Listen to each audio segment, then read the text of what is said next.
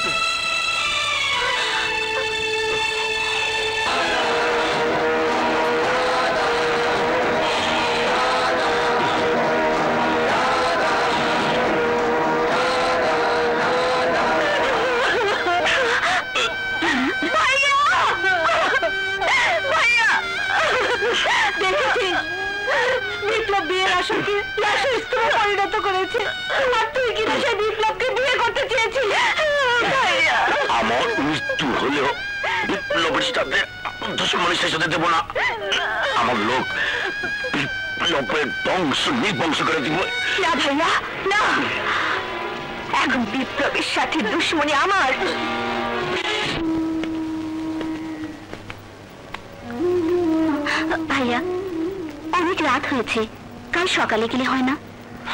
না রে বোন, না, আমাদেরকে এখনই যেতে হবে। যদি রাতের অন্ধকার আমি এলাকা ছেড়ে না যাই, তাহলে এলাকার লোকজন আমাকে কিছুতে যেতে দেবে না। আমাদের যাওয়ার পথে ওর লাশ পড়ে থাকবে, তবু তবু আমাকে গ্রাম ছেড়ে যেতে দেবে না। আর আমি ওদের লাশের উপর কিছুতে যেতে পারবো না। হ্যাঁ বোন, আমাকে যে যেতেই হবে, কারণ আমি ওদের কাছে ওয়াদাবদ্ধ। আমার ওয়াদা আমাকে রক্ষা করতেই হবে। চল বোন।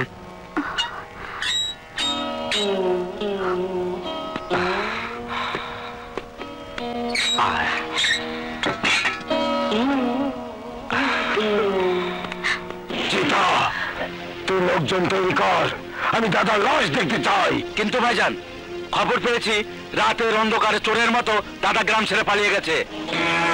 কি বলছিস তুই? ঠিকই বলছি। দাদা শহরে চলে গেছে। তুমি কিচ্ছু ভেবো না ভাইজান, দাদা শহরে কেউ বাঁচতে পারবে না। শহরে আমার এক বন্ধু আছে, শহরের টপ সন্ত্রাসী, নাম তার কানামতি। মতেন। আরে চিদা ভাই আপনি? হ্যাঁ আমি। তোকে আমার একটা কাজ করে দিতে হবে। বলুন কি কাজ করতে হবে? কাকে খুন করতে হবে? নাম বিপ্লব, সবাই তাকে দাদা বলে জানে। আপনি কিছু ভাববেন না ভাইজান, ও এই শহরের যেখানে থাকুক না কেন, আমার লোক ওকে খুঁজে বের করবেই।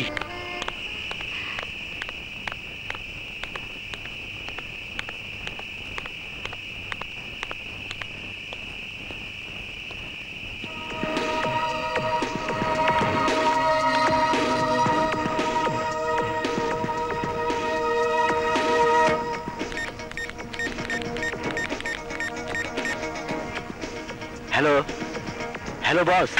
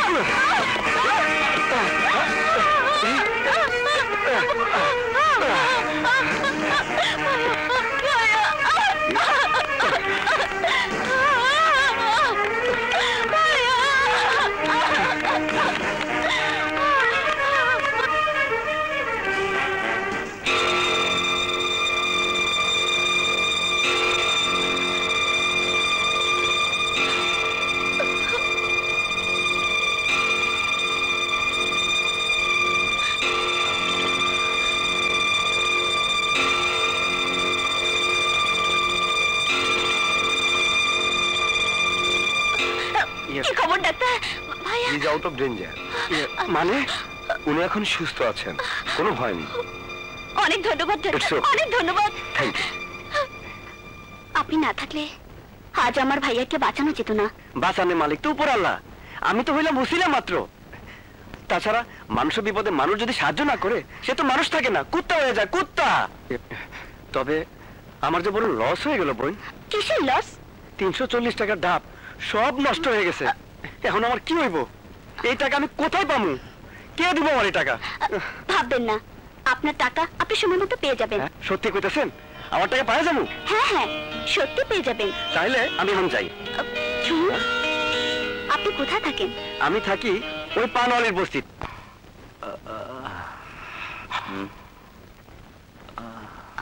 আপনার আর কোনো অসুবিধা নেই, আপনি এখন সম্পূর্ণ সুস্থ। রাস্তায় সাবধানে চলবেন। সন্ত্রাসীদের গুলি তো আর ভালো মন্দ বিচার করে আঘাত করে না। সাবধানে না চললে এর চেয়ে আরো বড় বিপদ হতে পারে। আসি। ভাইয়া, তোমার পকেটে 340 টাকা হবে? 340 টাকা কেন বলতো? না মানে তোমাকে যে হাসপাতালে নিয়ে এসেছে তার ক্ষতি হয়েছে 340 টাকা, সেটা শোধ দিতে হবে না? ঠিক কইছেন, কারো কাছে ঋণ টাকা ভালো না। তুমি? ভাইয়া, এই সেই ডাবওয়ালা রাজা যার জন্য সময় মতো তোমাকে হাসপাতালে নিয়ে আসতে পেরেছিলাম।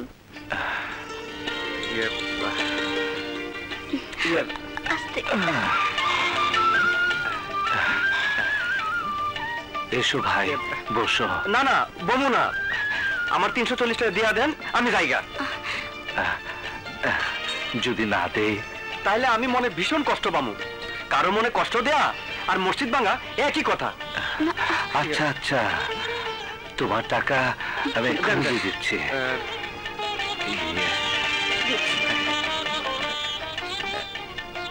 340 টাকা না? 340 টাকা।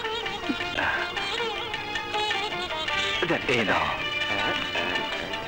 আপনার রিলিজ অর্ডার হয়ে গেছে, আপনি যেতে পারেন।